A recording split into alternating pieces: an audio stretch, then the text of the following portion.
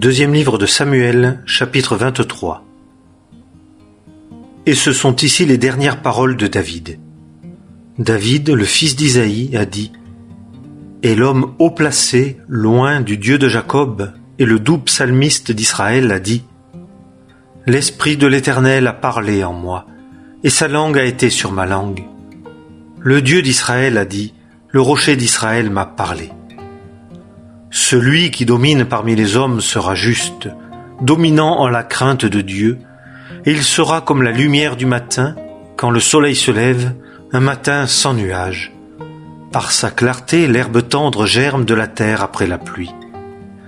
Quoique ma maison ne soit pas ainsi avec Dieu, cependant il a établi avec moi une alliance éternelle, à tous égards bien ordonnée et assurée, car c'est là tout mon salut et tout mon plaisir, quoiqu'il ne la fasse pas germer. Mais les fils de Bélial sont tous comme des épines qu'on jette loin, car on ne les prend pas avec la main, et l'homme qui les touche se munit d'un fer ou d'un bois de lance, et ils seront entièrement brûlés par le feu sur le lieu même. Ce sont ici les noms des hommes forts qu'avait David. Josheb-Bashébet, Takmonite, chef des principaux capitaines. C'était Adino, l'Etznite, qui eut le dessus sur 800 hommes qu'il tua en une fois.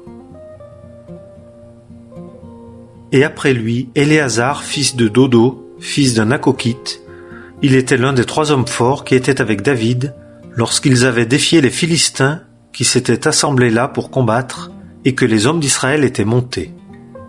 Il se leva et frappa les Philistins jusqu'à ce que sa main fût lasse et que sa main demeura attachée à l'épée.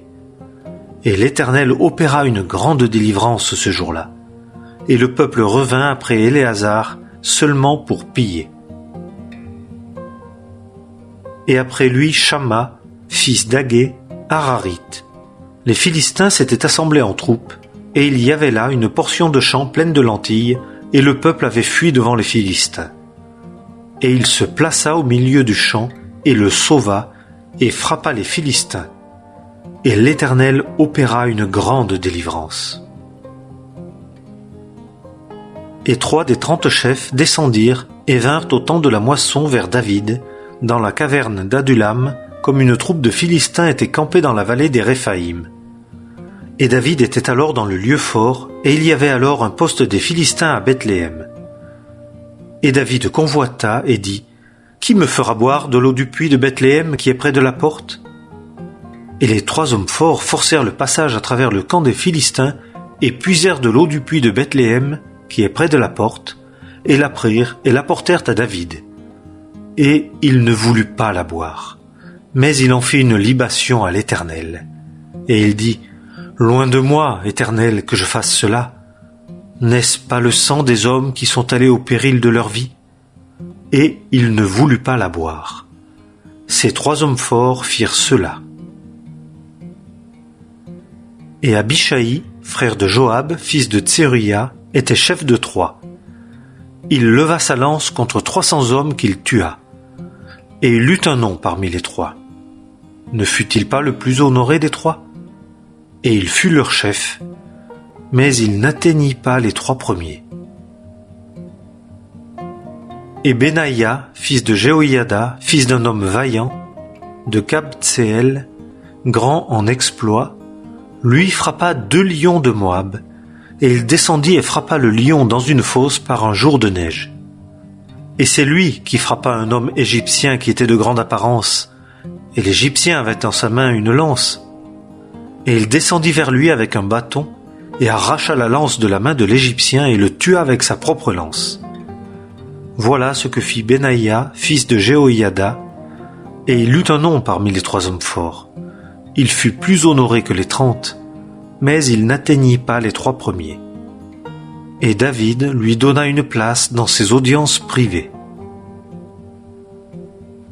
Assaël, frère de Joab, était des 30.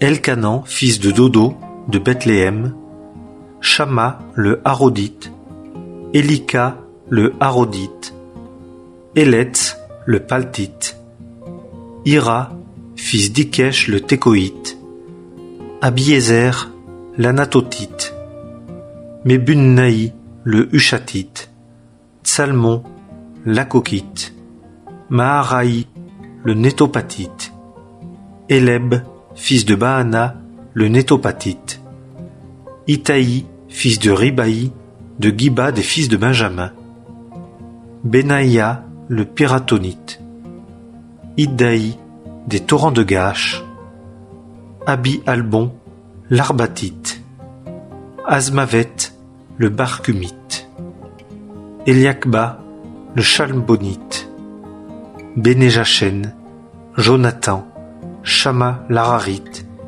Akiam, fils de Charar, l'Hararite, Éliphélet, fils d'Akasbaï, fils d'un Maacatien, Eliam, fils d'Akitophel, le Gilonite, Etzraï, le Carmélite, Paharaï, l'Arbite, Gigal, fils de Nathan, de Tsoba, Bani, le Gadite, Tsélek, l'Ammonite, Nakaraï, le Béérotien qui portait les armes de Joab, fils de Tseruya, Ira, le Gétrien, Gareb, le Gétrien, Uri, le Hétien. En tout, 37. Deuxième livre de Samuel, chapitre 24.